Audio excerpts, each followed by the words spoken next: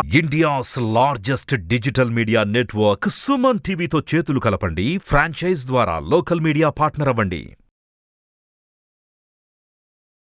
నమస్తే అండి. నమస్తే మేడం. రాజ్ కుమార్ గారు, ఇప్పుడు మామూలు చూస్తుంటే చిల్లర ఖర్చులు మనకు తెలియకుండానే ఎక్కువ అయిపోతూ ఉంటాయి. అవునండి. అందులో ముఖ్యంగా చూసుకుంటే చాయ్ పైన పెట్టే ఖర్చు, సిగరెట్ పైన పెట్టే ఖర్చు మనం అంటే తెలియకుండానే చాలా మంది పెడుతూ ఉంటారు. ఇది చాయ్కి పెట్టే ఖర్చు చాలా తక్కువ.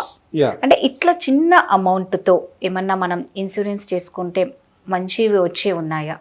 ఎలాంటివి చేసుకుంటే ఎలాంటి బెనిఫిట్స్ ఉంటాయి? అయితే మనకు జనరల్గా ఏంటంటే ఫ్రెండ్స్తో వెళ్ళినా కానీ, జనరల్గా మనం బయట ఎక్కడ వెళ్ళినా కానీ టీ అనేది కంపల్సరీ తాగుతాం. అది కూడా టీ అంటే ఏంటంటే స్టాల్స్లో వచ్చేసి ఒక 20 రూపీస్ ఉంటుంది మినిమం. కొన్ని స్టాల్స్లో 15 రూపీస్, 20 రూపీస్, 25, 30 రూపీస్ వరకు మార్కెట్లో ఉన్నాయి. ఒకవేళ మన ఎవరైనా మార్కెట్లో జాబ్ చేసే వ్యక్తి బయటికి వెళ్ళాడంటే కంపల్సరీ టీ తాగుతాడు. మినిమం ఒక 40 రూపీస్, 50 రూపీస్ పర్ డే ఈజీగా అవుతుంది. చాలామంది ఏమనుకుంటారంటే మనం తాగే టీ ఖర్చులో అంటే సిగరెట్ది ఎలా ఉంటుందంటే ఇక అది మనం చెప్పలేము, కానీ ఇక టీ గురించి వస్తే కనుక 20 to 50 రూపీస్ అప్రాక్సిమేట్గా ఎవరు ఎంప్లాయ్ బయట ఉంటే కనుక ఈజీగా పర్ డే ఖర్చు వస్తుంది. అయితే చాలామంది ఏమనుకుంటారంటే మార్కెట్లో అదే 20 రూపీస్, 30 రూపీస్, 50 రూపీస్తోనే మనం ఏదైనా సేవింగ్ చేయొచ్చా, సేవింగ్ అంత చిన్న దాంట్లో ఏమొస్తుంది, ప్లస్ మనం ఒక లాంగ్ టర్మ్ పెట్టుకుంటే అనేది ఎవరికి ఐడియా లేదండి. నేను ఒక చిన్న ఎగ్జాంపుల్ చెప్తానండి దీనికి, అంటే చిన్న అమౌంట్తోనే. అయితే ఒక రియల్ స్టోరీ అండి.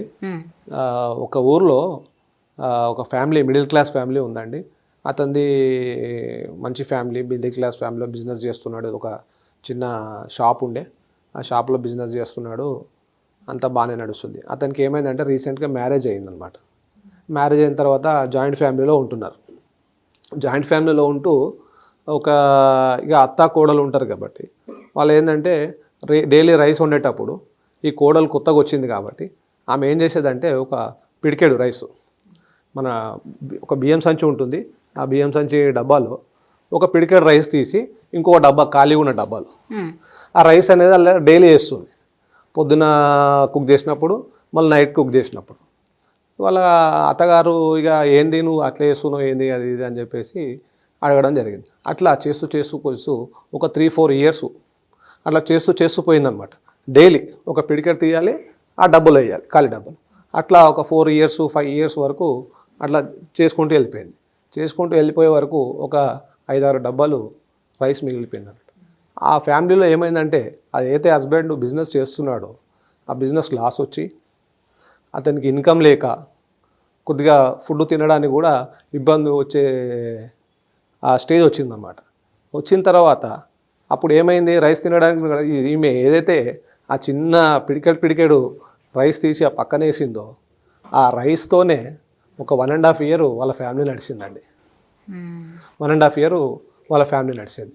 సో ఇది అంటే ఇది నిజంగా జరిగిందా? నిజంగా జరిగిందండి. ఒక విలేజ్ ఆ ఫ్యామిలీ 1.5 ఇయర్ అనేది అంటే ఫుడ్కి ఏం చేయకుండా ఆ రైస్ ఏదైతే ఆమె చేసిందో 4-5 ఇయర్స్ ఆతో నడిచింది. సో సిమిలర్లీ ఇక్కడ కూడా అంటే అండి 20 రూపీస్ కానీ 30 రూపీస్ కానీ మనం ఏదైతే టీ ఖర్చులు పెడుతున్నామో అదే అమౌంట్ ఒక 10 ఇయర్స్, ఓ 15 ఇయర్స్, ఓ 20 ఇయర్స్, ఓ 25-30 ఇయర్స్ పెట్టుకుంటే కనుక మనకు అమౌంట్స్ కూడా మనకు తెలియకుండానే ఎక్కువ ఉంటుంది. ఇప్పుడు ఎగ్జాంపుల్ ఒక 25 ఇయర్స్ వ్యక్తి ఉన్నాడండి. ఆ 25 ఇయర్స్ వ్యక్తి ఒక డైలీ ఒక 30 రూపీస్ స్పెండ్ చేస్తున్నాడు అనుకుందాం టీకి. ఒక 35 ఇయర్స్ అనుకుందాం. ఆయన ఏజ్ 60 ఇయర్స్ వచ్చే వరకు సేమ్ ఇదే డైలీ 30 రూపీస్ అంటే మంత్లీ 900, ఇయర్లీ వచ్చేసి 10,800 రూపీస్ ఒక సేవింగ్ చేసుకున్నాడు అనుకోండి. 35 ఇయర్స్కి దగ్గర ఒక 25 lakhs to 30 lakhs కార్పస్ ఏర్పడుతుందండి. 25 lakhs to 30 lakhs వరకు ఇది గ్యారంటీడ్ దాంట్లోనే. కొన్ని ఇప్పుడు అదే మ్యూచువల్ ఫండ్స్ లేదంటే ఏదైనా ఈక్విటీలో ఒక షేర్ కొనుక్కోవడము అలాంటి దాంట్లో చేస్తే కనుక అది ఒక 40 lakhs 50 lakhs కూడా అయ్యే అవకాశం ఉంటుంది. అంటే ఒక సేవింగ్ పాయింట్ ఆఫ్ వ్యూ చెప్తున్నాను. అదే కాకుండా ఇప్పుడు ఆయనకు రిస్క్ కవరేజ్ కావాలి అనుకోండి, 30 రూపీస్ అంటే 900 రూపీస్ పర్ మంత్ అవుతుంది. ఒక 25 lakhs టర్మ్ ఇన్సూరెన్స్ కవరేజ్ వస్తుందండి మార్కెట్లో. ఇన్ కేస్ ఆయనకి ఈ 25 నుంచి 35 ఇయర్స్ ఏమైనా అయినా కానీ కూడా ఒక ఫ్యామిలీకి ఒక 25 lakhs to 50 lakhs వరకు టర్మ్ కవరేజ్ వస్తుందన్నమాట. సో అదొకటండి. సపోజ్ అది కాకుండా ఒక చిన్న నార్మల్గా ఒక బ్యాంక్లో రికరింగ్ డిపాజిట్ చేసుకున్నా కానీ కూడా ఒక 10 లక్షల రూపాయలు జమ చేసుకోవచ్చు. అది కూడా ఒక 5 to 5.5% ఇంట్రెస్ట్తో. ఇప్పుడు అదే సపోజ్ అండి, ఇప్పుడు మనం చాలామంది ఏంటంటే అదే అనుకుంటాం, ఇప్పుడు మనకు అన్ని ఏదైనా సేవింగ్ చేయాలంటే ఎక్కువ అమౌంటే చేయాలి, లేకపోతే చిన్న చిన్న అమౌంట్స్తో ఏది కాదు అనుకుంటారు.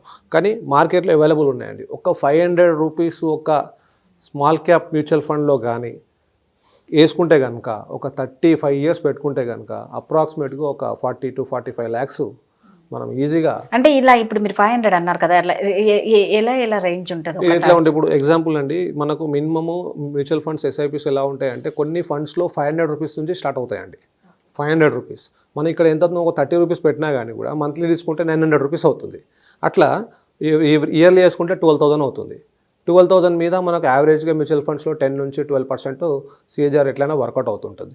ఇప్పుడు మనకు ఇయర్ 12,000 స్పెండ్ చేసి అంటే సేవ్ చేసాం, నెక్స్ట్ ఇయర్కి వచ్చే వరకు ఏమవుతుంది 24,000 అవుతుంది. ఆ 24,000 పైన మళ్ళీ ఏదైతే 10% 12% అది క్యాలిక్యులేట్ అవుతూ ఉంటుంది. అట్లా ఇయర్ పెరుగుతుంటే వెళ్తుంది.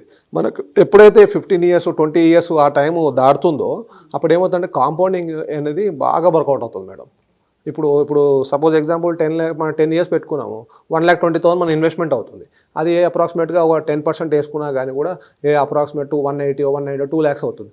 అదే కనుక compounding 4 lakhs 15 years 4 lakhs 8 lakhs అట్లా పెరుగుతూ ఒక 35 years కనుక పెట్టుకుంటే కనుక 30 to 50 lakhs రూపీస్ ఈజీగా అచీవ్ కావచ్చు అండి, ఒక చిన్న టీ కాస్ట్తోనే. అది ఏంటంటే ఈ మ్యూచువల్ ఫండ్స్లో పెట్టుకుంటే. లేదు ఇన్సూరెన్స్లో పెట్టుకుంటే కనుక ఒక 25 లక్షల నుంచి 50 లక్షల వరకు ఆయన కవరేజ్ కూడా వాళ్ళ ఫ్యామిలీకి తీసుకోవచ్చు. అయితే ఇంకోటి ఏంటంటే ఇంకొక ఆప్షన్ ఏముంది అంటే, ఇప్పుడు ఆయన ఫ్యామిలీకి ఏదైనా ఆయనకు హెల్త్ ఇన్సూరెన్స్ కావాలి, ఏదైనా హాస్పిటల్లో వెళ్ళినప్పుడు ఏదైనా ఫీవర్ వచ్చి హాస్పిటల్ అడ్మిట్ అయినప్పుడు ఈ రోజుల్లో హాస్పిటల్లో 1 lakh to 2 lakhs rupees minimum bill అవుతుంది. సో ఆ 900 పెట్టుకుంటే కనుక ఆయనకు దగ్గర 25 lakhs కవరేజ్ తీసుకోవచ్చండి, health insurance coverage. 900 into 12 months వేసుకున్నాం అనుకోండి, అప్రాక్సిమేట్ 10,800 అవుతుంది. 25 lakhs కవరేజ్ తీసుకోవచ్చు. ఆయనకి హాస్పిటల్ ఏదైనా మేజర్ డిసీజ్ వచ్చినా కానీ కూడా అప్ టు 25 లక్షల వరకు హెల్త్ ఇన్సూరెన్స్ కవరేజ్ తీసుకోవచ్చు. సో మనకు తెలియకుండానే మనం ఇంత అనవసరమైన ఖర్చు పెట్టుకుంటున్నాం, ఇన్ని బెనిఫిట్స్ ఉన్నాయి ఇన్సూరెన్స్ లో. ఒకటి ఏంటంటే రోజు ఒక టీ తాగుతున్నాం అని చెప్పేసి ఏదో ఒక దాంట్లో సేవింగ్లో కానీ లేదంటే ఒక హెల్త్ దాంట్లో వేసుకుంటే కనుక మన ఫ్యూచర్ బాగా సెక్యూర్ ఉంటుంది మేడం. థ్యాంక్ యూ అండి. Thank you so much.